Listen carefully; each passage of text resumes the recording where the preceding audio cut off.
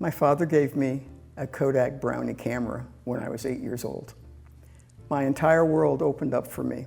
I lived at the time in Springfield, at the edge of the city.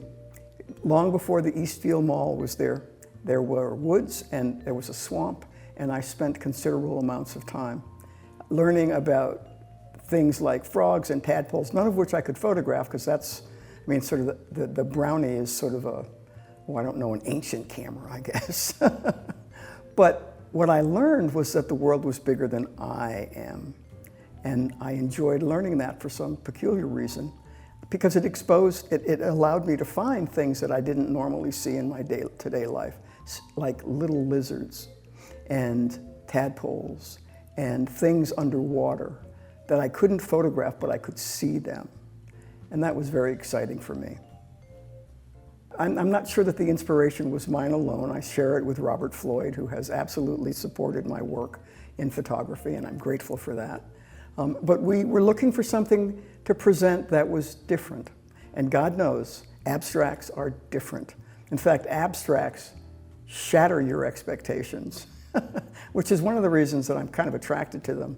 I don't think I don't think abstracts all the time, but I think that the ones that we have in this show are interesting, and some of them are kind of spectacular. And so it was just show the world something different, shatter somebody's expectation of what a tree is, or whatever, but have some fun too. Curating shows is very interesting. It's also a challenge. I want to be fair. I want to make sure I'm seeing what I see, and I'm seeing it well, so that I can enter the photograph, or I can say no and know why I'm saying no. This was especially challenging because what's an abstract? I think that you need to show the viewer just enough of the image so that they can see that it's a tree or a leaf or whatever it is that you're showing. But it's different. There's motion to it. Something has changed. It challenges your expectation of tree. They were all different. I mean, some folks, there are, of course, techniques to creating abstract images.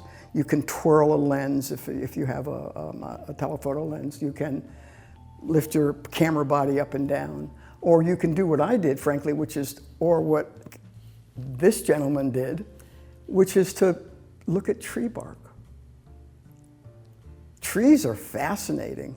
And when I did my part of the show, I found trees that just sort of blew my mind, and as I'm fond of saying, so I shot them. The show is currently at Easthampton Media, and it runs through the end of June 2025.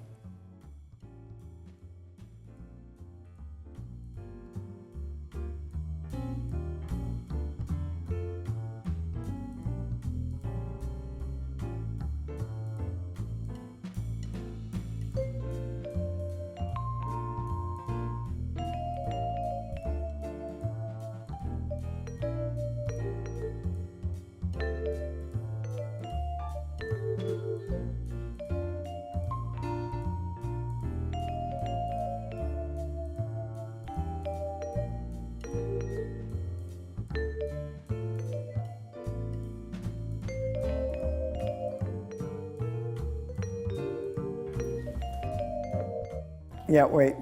I'm trying to get my mind back here. It's fun. Oh yes, we're in television, man. Good. Yeah, we're. Whew.